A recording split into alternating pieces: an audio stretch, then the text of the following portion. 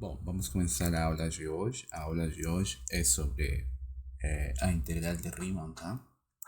A bibliografia que a gente vai usar para essa parte da disciplina vai ser o livro intitulado, né, Curso de Análise Real, de Cássio Nery Moreira, tá? E de Marco Cabral.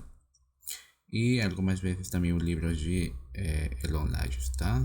A versão de Análise Real 1. Tá ok?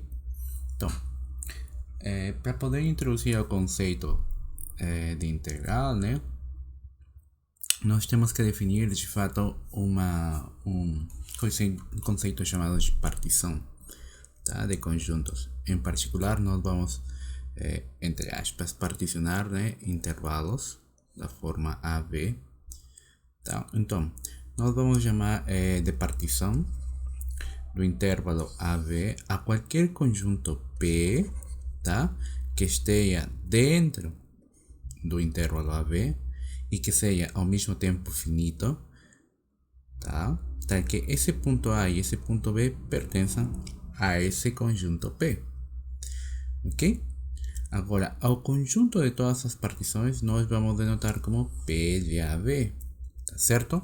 Agora, lembremos só um negocinho aqui sobre finito. Quando é que um conjunto é finito? Então, aqui vemos que um conjunto P é finito. Se um conjunto P é finito, então vai existir uma bijecção, tá, ok? Que eu chamei aqui de Si, tal que a cada valor n que está no conjunto A, ela vai assignar, né, a φ de n um valor que a gente vai chamar de x de P, né? Tá?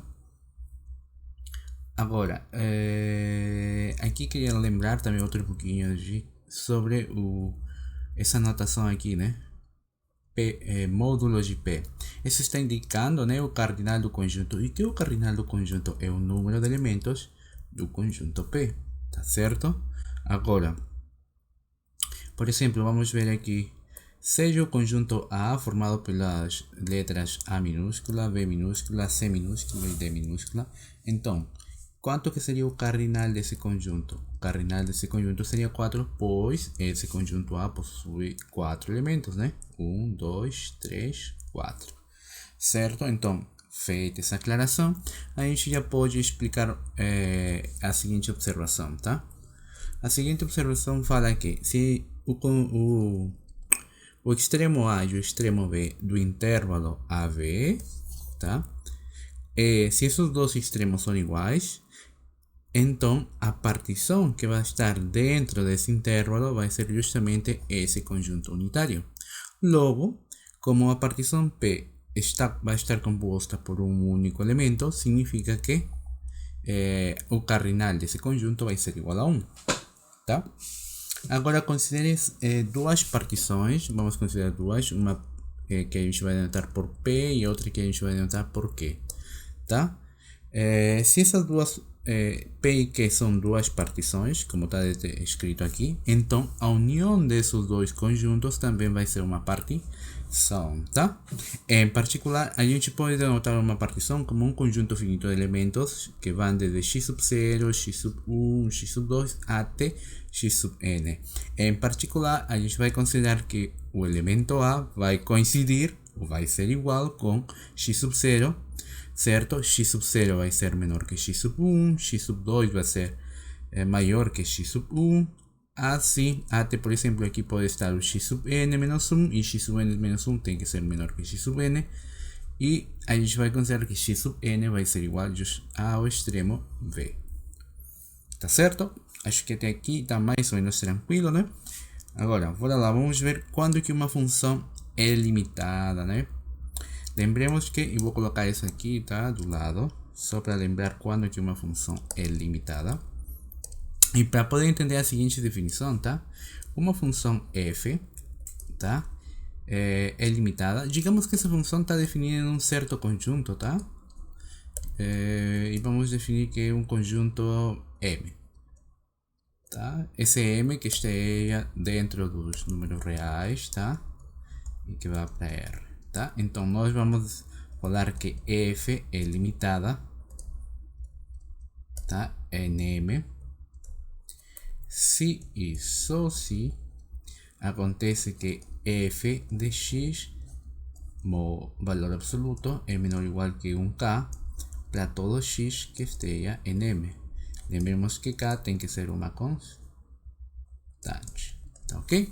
Então nós vamos entender que uma função é limitada sobre um conjunto M se acontece que o valor absoluto dessa função é menor ou igual que uma certa constante para todo x tá no conjunto onde está definida a função f. Certo? Então agora a gente já pode entender mais ou menos o que vai explicar aqui o seguinte, a seguinte definição, tá? Uma função f, tá? É limitada nesse intervalo aqui, e além disso vamos considerar uma partição desse intervalo AV, tá, ok? Logo, para cada i a gente vai definir as seguintes coisinhas aqui. Vamos definir o intervalo i sub i como aquele intervalo fechado que vai de x sub i menos 1 até x sub i. Além disso, vamos definir o delta de x sub i, ou também muitas vezes a gente chama de variação, tá? Essa expressão aqui, variação de x sub i, tá? Vamos definir a essa variação de x sub i como x sub i menos 1. Além disso, vamos definir um m sub i minúscula como o ínfimo de f de i sub i, e m sub i maiúscula como o supremo de f sub i, né? Geralmente o pessoal não fala ínfimo de tal conjunto, supremo de tal conjunto, né? É comum, né, ouvir que os caras falam ínfimo de f sub i e sup de f sub i, tá certo? Beleza, só vamos explicar aqui um pouquinho sobre o ínfimo e o supremo, tá? Lembremos que se a gente tem um certo conjunto, imagina que o conjunto está aqui, tá? Esse vai ser meu conjunto A. E é óbvio, né, que o ínfimo desse conjunto A tem que estar por aqui, e o sup desse mesmo conjunto A tem que estar por aqui, certo? Então, eu posso chamar que o sup vai ser igual a uma alfa e que o ínfimo vai ser igual a um alfa e que o sup pode ser um beta, tá certo? Então vamos definir matematicamente o que seria o ínfimo. O ínfimo seria esse valor alfa se acontece o seguinte: quando a gente pega o ínfimo e acrescenta um valor, digamos um epsilon, tá? Isso vai significar o quê? Que esse alfa que estava bem coladinho aqui, né, dessa partezinha daqui, né? No momento que a gente soma um valor epsilon muito pequeno, o alfa vai passar dentro do conjunto A, certo? Isso significa que dentro desse conjunto A pode existir, digamos, um x justo aqui, né? De tal forma que esse x vai ser menor que alfa mais y. Então nós podemos definir que alfa é igual ao ínfimo do conjunto A se acontece que para todo epsilon maior que 0, certo, existe um x que pertence a tal que x é menor que alfa mais epsilon, ok? E da mesma forma, se a gente pega esse beta e tá, aqui está o beta e a gente resta, né, um epsilon. Então automaticamente o beta, como está super colado, super perto do extremo, né, do conjunto A, então no momento que a gente resta um epsilon muito pequeno, o elemento b menos epsilon já está dentro do conjunto A, e então pode existir por aqui um x, certo? De tal forma que esse x daqui vai ser maior que esse número daqui, né? Então nós vamos ter que beta vai ser o sup do conjunto A se para todo epsilon maior que 0 existe um x que pertence a A, tal que beta menos epsilon é menor que x. Beleza? Então daí temos a definição matemática de ínfimo e supremo, né? Vamos entender ínfimo e supremo como que a gente está super próximo de uma certa quantidade, tá? De um certo valor. É muito distinto se a gente escreve, por exemplo, aqui mínimo. Mínimo significa que a gente atinge esse valor, tá? Que esse valor a gente vai, em algum momento das contas, né? A gente vai justamente atingir o valor, tá? O ínfimo não necessariamente vai atingir o valor, ele vai estar muito perto, mas não necessariamente. Pode atingir, mas não necessariamente, tá? Beleza. Agora, vamos calcular aqui essa somatória aqui, que a gente vai usar constantemente muitas vezes ao longo dessa parte da disciplina, né? Então, vamos verificar de fato por que o somatório de I igual 1 até n de delta de x sub i ou da variação de x sub i é igual a b menos a. Tá? De fato, isso é verdade, pois aqui a gente tem o somatório, certo? E a gente vai fazer que esse i, né? Vai começar a mudar, né? Primeiro para i sub 1, depois para i sub 2, depois para i sub 3, assim até x sub n, né? Teríamos variação em relação de x sub 1, variação em relação de x sub 2, certo? De x sub 3 até x sub n. Agora vamos aplicar a definição. O que seria esse cara daqui? Se a gente observa a definição daqui, o que acontece é que seria x sub 1 menos x sub 0, certo? O segundo, a segunda variação de x sub 2, novamente a gente observa a definição e seria x sub 2 menos x sub 1, né? E é justamente o que escrevi aqui. Novamente a gente vê a definição para esse caso do delta de x sub 3 e vemos que temos justamente isso aqui e analogamente aqui. Observe que o x sub 1 vai embora com o x sub 1 que está aqui, né? Depois, né, a gente percebe que o x sub 2 vai embora com o x sub 2 daqui. E depois o x sub 3 vai embora com um x sub 3 que vai estar por aqui, né?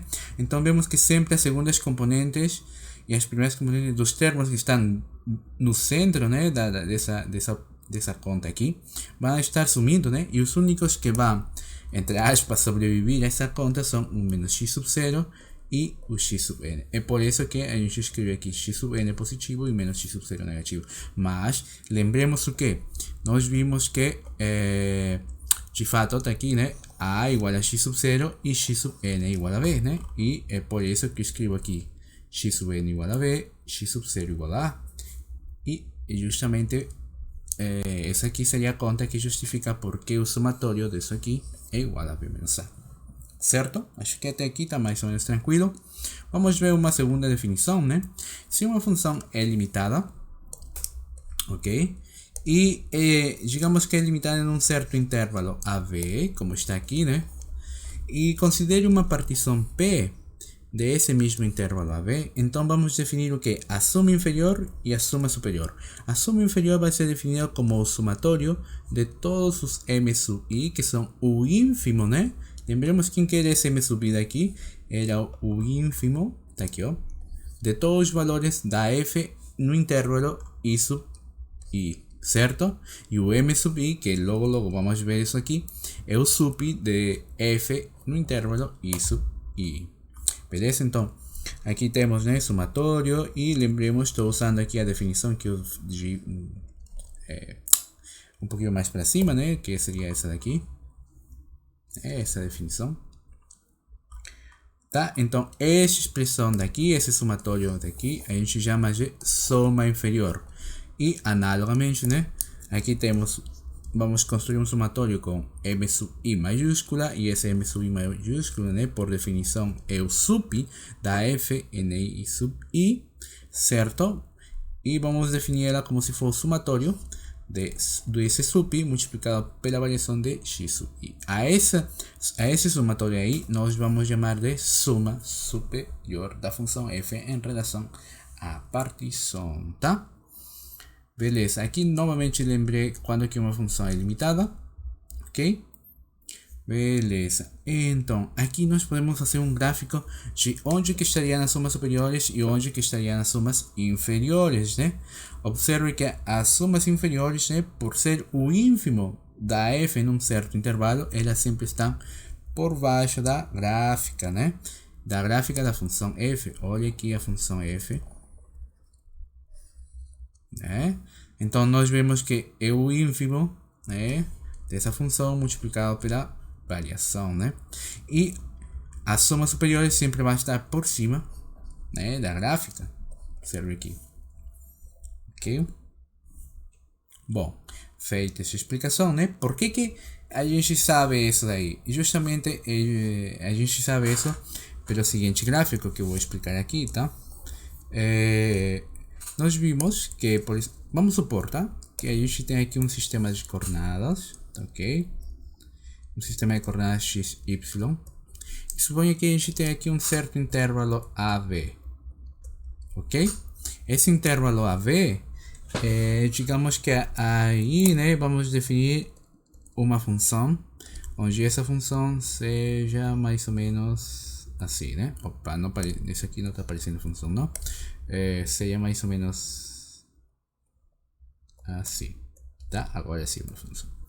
Beleza? Então, observe que onde que está o, diga, isso aqui é f, onde que seria o ínfimo dessa função sobre esse intervalo? O ínfimo estaria, vou escrever aqui com outra cor. O ínfimo estaria aqui, né? Isso aqui seria o ínfimo, certo? Da função f, tá ok? No intervalo que eu considero aqui AB, tá? E o sup, onde que está o sup? O sup seria esse camarada aqui, né? Sup da f sobre o intervalo AB. Então, observe que quando a gente quer construir um retângulo, imagine que a variação está aqui, certo? E que eu quero o ínfimo, por exemplo, numa variação, não no intervalo AB, só em uma variação, né? Digamos aqui que seja a variação delta sub i. Se eu quero o ínfimo, novamente o ínfimo vai ser o mesmo, só que aqui a gente já não escreve AB, senão a gente vai escrever o ínfimo no intervalo i sub i, certo? Que seria esse cara daqui. Esse seria o intervalo i sub i, certo? I sub i seria o conjunto formado por x sub i menos 1 até x sub i, certo? Daí sabemos que a variação é justamente x sub i menos 1, certo? Então, observe do gráfico. Se a gente considerar só esse intervalinho aí, a gente pode construir, né, um retangulinho. E observe que esse retangulinho que está aqui, né, é justamente o que? É o retangulinho que está por baixo da gráfica da função. Mas imagina se a gente quer construir um retângulo, né, para o supremo. Então a gente vai considerar, por exemplo, outro intervalo, um i sub j. E no momento que a gente considera esse intervalo, vamos ter novamente um i sub j, vamos ter a variação, né? Mas olha aqui, quando a gente considera i sub j, o retangulinho que a gente consegue construir, né, está por cima da função.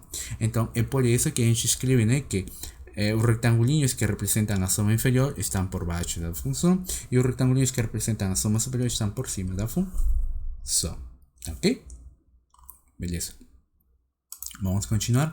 Aqui vamos ver agora um exemplo, tá? Seria uma função f igual a x quadrado, onde esse x esteja no intervalo 0, 2. Vamos considerar uma partição da forma 0, 1 meio, 3 quartos, 1 e 2, tá? É óbvio que o 0 seria x sub 0, o 1 meio seria x sub 1, 3 quartos x sub 2, x3 seria 1 e x4 seria 2.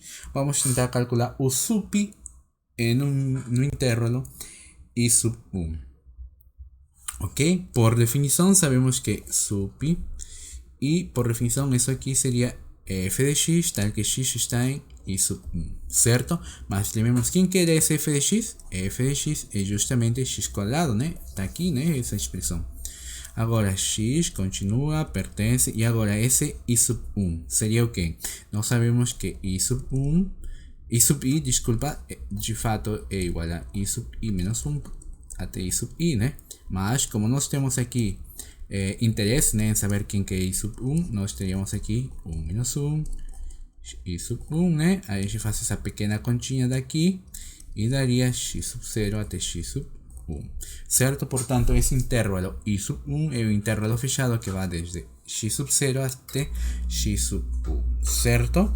Então, aí a gente, no lugar de colocar i sub 1, colocamos o intervalinho, e depois que a gente coloca o intervalinho, a gente já sabe os valores de x sub 0, né? X sub 0 de fato é igual a 0, é por isso que eu escrevo 0 aqui, e x sub 1 sabemos que é igual a 1 meio, portanto eu escrevo aqui 1 meio. Então a gente tem que calcular o sup desse conjunto, né? Onde x varia entre 0 e 1 meio, certo? Como x varia entre 0 e 1 meio, ok, x varia entre 0 e 1 meio, certo? Então o x quadrado vai variar entre 0 e 1/4, tá ok? É por isso que escrevo aqui. Então o sup, o valor máximo que eu posso atingir nesse intervalo seria justamente 1/4, né? O valor mais próximo, tá? Onde iria, né, minha função. Beleza. Agora vamos ver o ínfimo. O ínfimo a gente repete a mesma história, né? X quadrado aqui, ínfimo aqui. Desse lado aqui a gente construi um intervalinho. E vemos que agora temos o ínfimo de 0/1/4, certo? Aí estou repetindo os mesmos passos aqui. Ok? Agora, quem que seria o ínfimo de 0/1/4? Qual que seria o melhor valor que a gente teria nesse intervalo? Justamente isso daí é o 0. Beleza? Bom, a gente pode construir assim, né? Tanto para outros m2, m2 maiúscula, m2 minúscula, m3, como eu fiz aqui, né? Certo? E a gente sempre vai chegar a valores mais ou menos razoáveis, tá?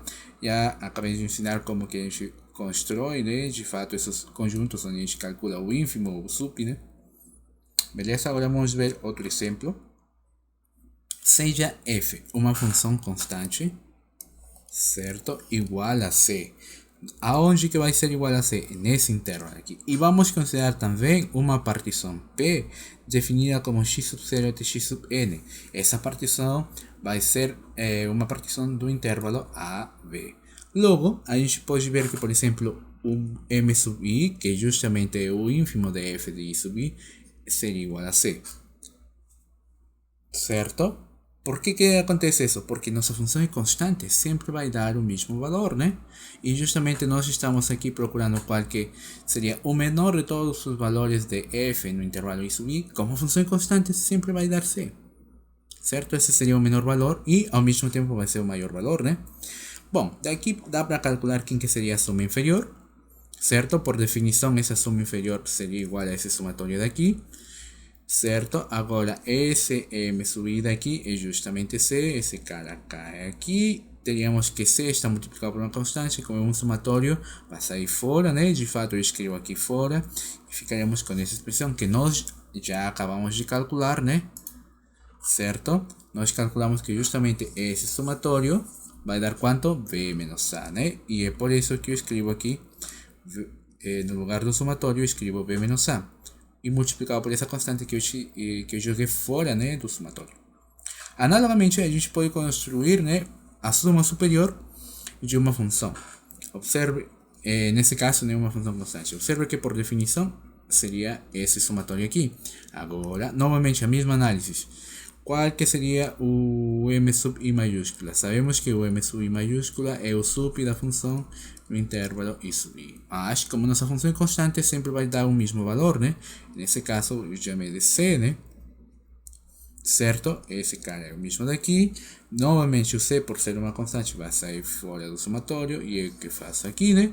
E, novamente, a gente calcula, usando a observação dada alguns minutos atrás, né, que justamente esse somatório daqui, certo, é igual a b menos a. E portanto teríamos que a soma superior é c por b menos a e a soma inferior seria c por b menos a, certo? Então, acabamos de mostrar o quê? Que se a gente tem uma função constante, então a soma superior e a soma inferior vão ser sempre iguais, tá?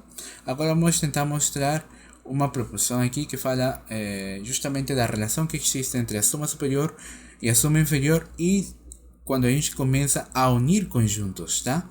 Observe aqui, se f é uma função limitada, a gente já viu duas vezes quando que uma função é limitada, sobre esse intervalo AB, então vai acontecer que a soma inferior vai ser menor ou igual que a soma inferior acrescentando um conjunto Q a nosso P. Observe que inicialmente, né, no começo a gente tinha P, acrescentamos um conjunto Q e então a soma superior vai ficar um pouco maior, né, que a soma inferior que estava aqui, né, que é a soma inferior original, certo?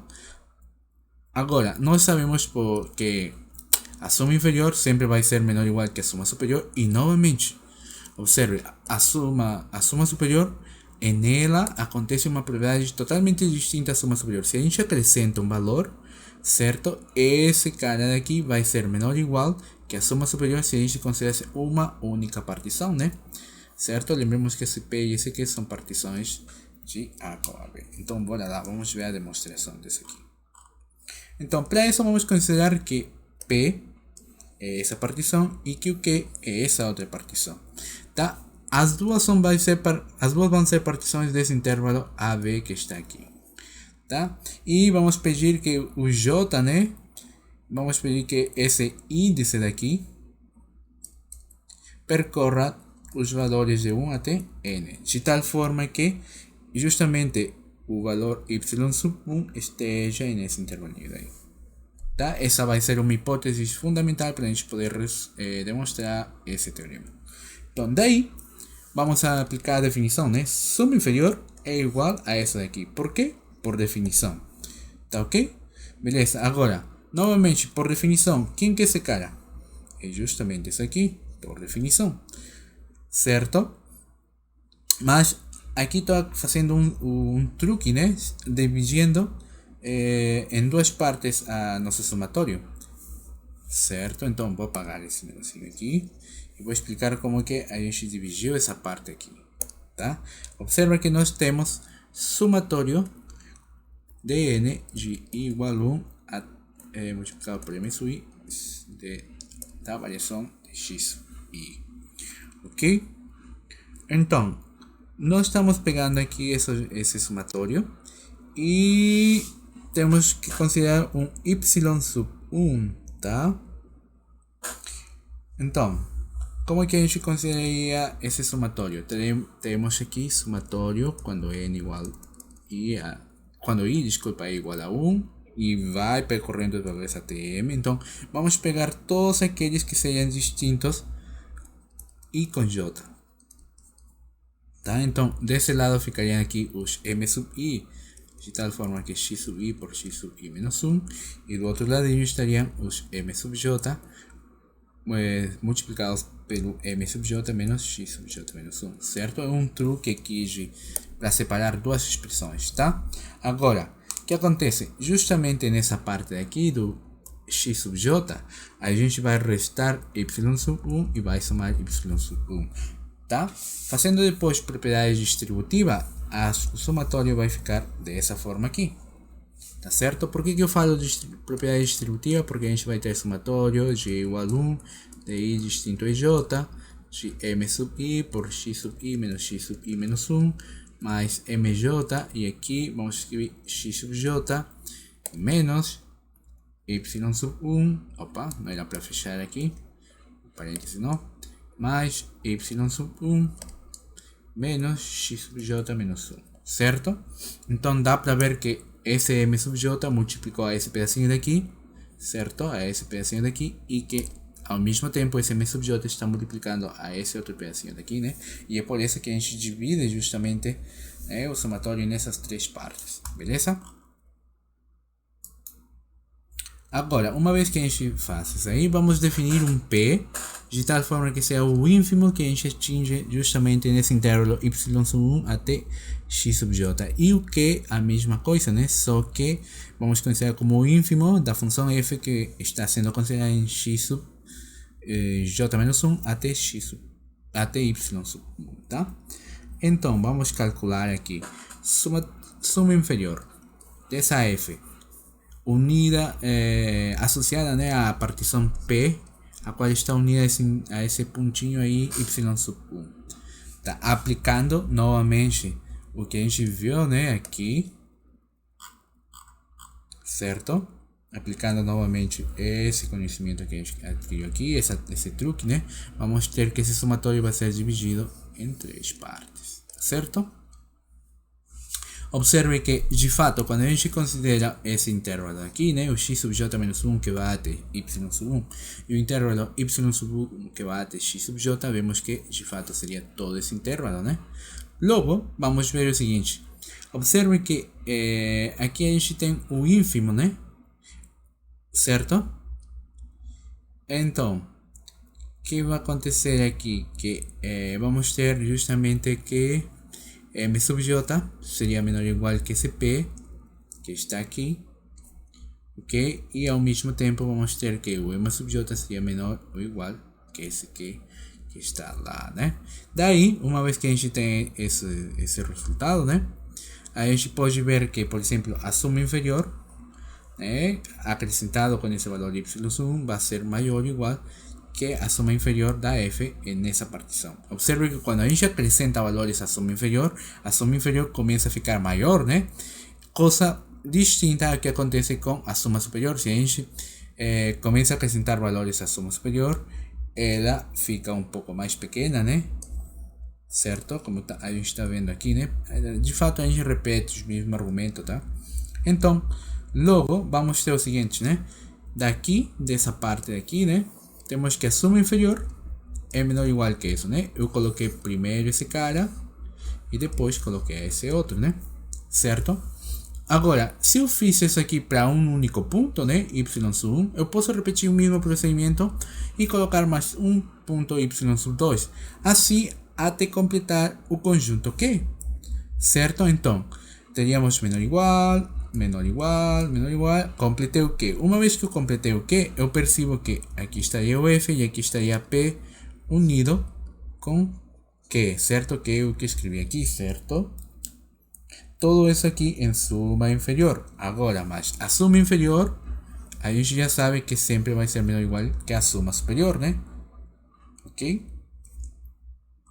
Então, o que acontece aqui? A gente vai trocar a ordem, né? Porque P unido com Q é o mesmo que Q unido com P. Eu troco essa ordem e a gente começa a fazer uma descomposição do P, tá? Lembrando que esse P é igual a x1 até, desculpa, de x sub 0 até x sub n, certo? Então a gente começa a descompor, tá? E observe que a diferença do sup, né? Quando a gente começa a, de fato, a considerar esses valores aqui, né? A soma começa a ficar maior, maior, maior, né? Então é por isso que a expressão daqui é menor que essa daqui, né? Ok? Ou que essa outra daqui, tá certo? Então, portanto, observe que daí temos justamente o que a gente estava querendo, né? Agora, vamos ver aqui um corolário que, dada uma função f, a qual é limitada, nesse intervalo AB, então, o conjunto das somas superiores, tal que essa P que está aqui é uma partição do intervalo AB, e vamos considerar aqui o conjunto das somas superiores, tal que essa partição daqui está dentro do conjunto de todas as partições do intervalo A com AB. Tá? Vamos verificar que esse conjunto, de fato, temos, né, que esse conjunto de fato é limitado superiormente para o caso das somas inferiores e é limitado inferiormente para o caso das somas inferiores. Além disso, a gente pode verificar que, de fato, o sup da soma de todas as somas inferiores, né, tal que esse P que está aqui é uma partição, né, do intervalo A com AB, sempre vai ser menor ou igual que o ínfimo do conjunto das somas superiores, tal que esse conjunto P está dentro da partição, dentro do conjunto de partições de A com B, tá? A demonstração é muito simples, é por isso que estou deixando aqui de exercício. Dê uma olhada, façam as contas, porque pode ser que essa demonstração caia na prova. Ok? Beleza. Então, para a próxima aula já fica a parte de integral e propriedades, tá? Aí nós vamos falar de fato o que a gente precisa para ter uma soma, tá? Como que a gente vai definir de fato integral, tá? E um monte de coisas referentes a propriedades. Não vamos ver cálculo de integrais, mas sim vamos estudar, tá, as propriedades mais importantes que ela tem, tá? Vamos ver aqui só uma olhada rápida, né? Vamos ver exemplos de como construir alguns tipos de sups e supremos, né, associados a algumas funções. E vamos ver quando que uma função é integrável, tá? Temos exemplos muito bonitos, né, como essa função daqui. Tá? Então a gente vê isso aí na próxima aula. Obrigado a todos por aqui e vou encerrar a aula de hoje.